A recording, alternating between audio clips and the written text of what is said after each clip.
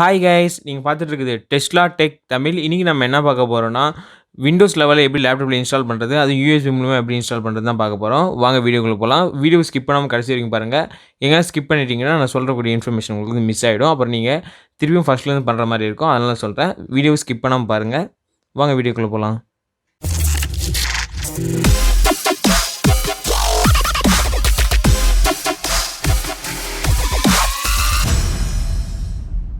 போர்டபிள் pen drive எடுத்து லேப்டாப்ல insert பண்ணிக்கிறேன். போர்டபிள் பென்ட்ரைவ் எப்படி மாற்றுறதுன்னு உங்களுக்கு தெரியலாம். ஆல்ரெடி நம்மளோட சேனல் வீடியோ போட்டிருக்கேன். விண்டோஸ் லெவல் ஓஎஸை எப்படி டவுன்லோட் பண்ணுறதுன்னு தெரியலாம் கூட, அதுவும் நம்மளோட சேனலில் போட்டிருக்கேன். அதை பார்த்து டவுன்லோட் பண்ணிக்கோங்க. இப்போது பென்ட்ரைவ் இன்சர்ட் பண்ணியாச்சு. இப்போ வந்து நான் பவர் ஆன் பண்ணிவிட்டு F12 பட்டனை லாங் ப்ரெஸ் பண்ணிகிட்டே இருக்கேன். ப்ரெஸ் பண்ணிகிட்டே இருக்கும்போது உங்களுக்கு வந்து பூட் மேனேஜர் ஒன்று ஓப்பன் ஆகும். பூட் மேனேஜரில் ஓப்பன் ஆகும்போது நம்ம போட்டாங்க பார்த்தீங்களா பென்ட்ரைவு, அந்த பென்ட்ரைவ் என்ன பென்ட்ரைவ்னு அங்கே ஷோ பண்ணோம். யூஎஸ்பி பென்ட்ரைவ்னு காட்டும். அதை நம்ம கிளிக் பண்ணி பென்ட்ரைவில் இருக்கிற ஓஎஸ் வந்து ரன் பண்ணி அப்படி இன்ஸ்டால் பண்ணிக்கலாம். வாங்க இப்போ பண்ணலாம்.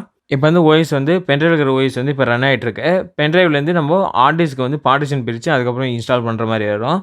அதெல்லாம் எப்படின்னு சொல்லலை. மறக்காமல் வீடியோ பிடிச்சிருந்தா மறக்காமல் லைக் பண்ணிவிடுங்க.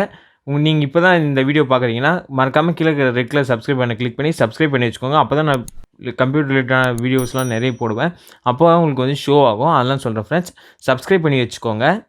இங்கே வந்து நம்மளோட கண்ட்ரியும் நம்மளோட லாங்குவேஜும் செலக்ட் பண்ண சொல்லுது. நம்ம வந்து நெக்ஸ்ட் கொடுத்து அது ஸ்டெப் மூவ் பண்ணிக்கலாம்.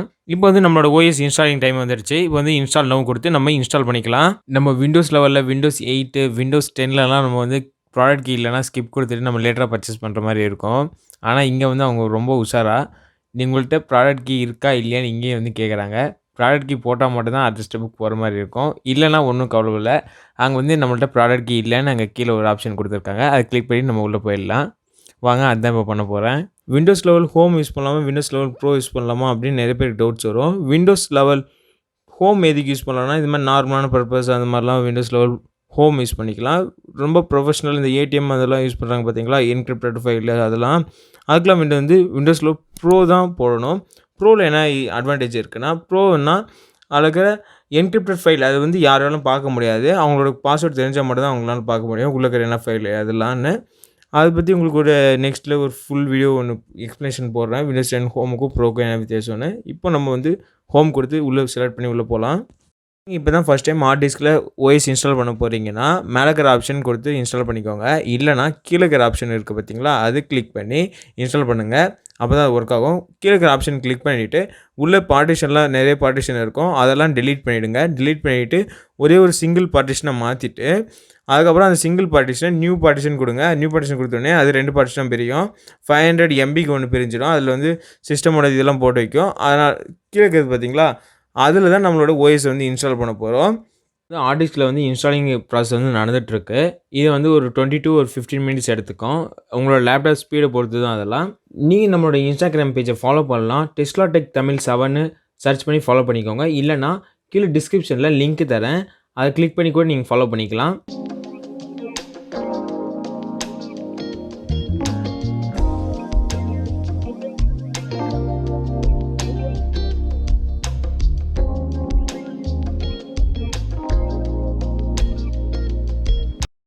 இந்த இன்ஸ்டாலிங் ப்ராசஸ்லாம் கம்ப்ளீட் ஆகிட்ட அப்புறம் நம்மளோட லேப்டாப் வந்து ரீஸ்டார்ட் ஆகும்.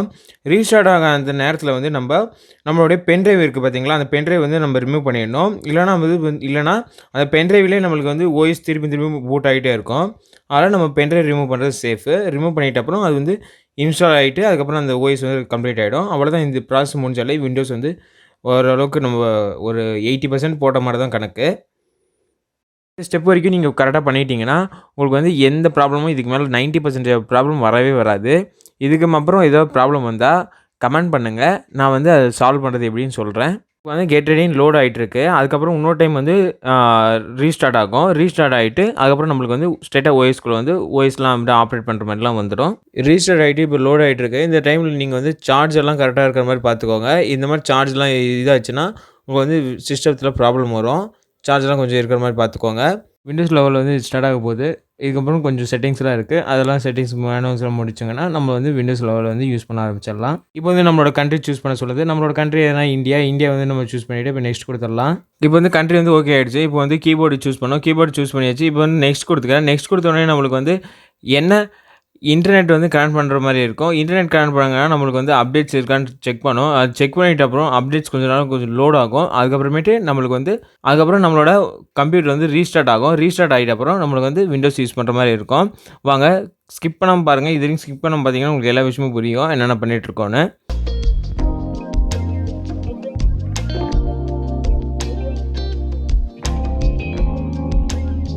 இப்போ வந்து அப்டேட்லாம் செக் பண்ணிவிட்டு இப்போ வந்து அகைன் ரீபூட் ஆகிட்டுருக்கு. ரீபூட் ஆகிட்டு அப்புறம் நம்மளுக்கு வந்து விண்டோஸ் வந்து யூஸ் பண்ணுற மாதிரி வரும்.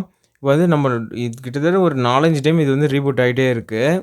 நம்ம இப்போ மைக்ரோசாஃப்ட் அக்கௌண்ட் நீங்கள் ஆல்ரெடி வச்சுருந்தீங்கன்னா மைக்ரோசாஃப்ட் அக்கௌண்ட்டு அது வந்து இங்கே லாகின் பண்ணிக்கோங்க. மைக்ரோசாஃப்ட் அக்கௌண்ட்னா அவ்வளோ ஒன்றும் பெருசு இல்லை. நம்மளோட இமெயில் ஐடி கொடுத்துட்டு அப்புறம் நீங்கள் ஒரு நியூவாக ஒரு பாஸ்வேர்ட் போட்டிங்கன்னா உங்களுக்கு வந்து மைக்ரோசாஃப்ட் அக்கௌண்ட் வந்து ரெடி பண்ணி தந்துடுவாங்க. அவ்வளோதான். மைக்ரோசாஃப்ட் அக்கௌண்ட் தான் ஒன்றும் அவ்வளோ பெருசு இல்லை. நீங்கள் நியூவாக பண்ணுறவங்க கூட பண்ணிக்கலாம். அங்கேயே ஆப்ஷன் இருக்குது. இப்போ வந்து நம்மளோட சிஸ்டத்துக்கான பின் வந்து கிரியேட் பண்ண சொல்லுது. இப்போ வந்து நம்மளோட சிஸ்டத்துக்கு பாஸ்வேர்ட்லாம் போடுங்க பார்த்தீங்களா, அந்த பாஸ்வேர்டு தான் இங்கே இப்போ போடுறோம். அந்த பாஸ்வேர்டு கொடுத்துட்டு நெக்ஸ்ட் கொடுத்துக்கலாம். ப்ரைவசி செட்டிங் கேட்குது. இதுக்கு வந்து நெக்ஸ்ட் கொடுத்துக்கலாம். எல்லாமே செலக்டில் தான் இருக்குது. எல்லாம் நெக்ஸ்ட் கொடுத்துக்கலாம். அடுத்தது நெக்ஸ்ட் கொடுத்துக்கலாம் மீடியாவுக்கு. நம்மளோட டிவைஸ் வந்து எப்போயாவது எதுவும் ப்ராப்ளம் வந்துச்சுன்னா நம்மளுக்கு பேக்கப் எடுத்துக்கிற மாதிரி வந்து ஒரு ஆப்ஷன் கொடுத்துருக்காங்க. அந்த ஆப்ஷன் தான் இப்போ வந்து ட்ரை பண்ணிகிட்ருக்கேன். நான் வந்து நெக்ஸ்ட் கொடுத்து இப்போ வந்து நெக்ஸ்ட் ஸ்டெப் போகலாம். இது வந்து ரொம்ப லோட் ஆகும். அது வந்து அதுக்கப்புறமேட்டு நம்ம வந்து விண்டோஸ் வந்து யூஸ் பண்ண ஆரம்பிச்சிடலாம்.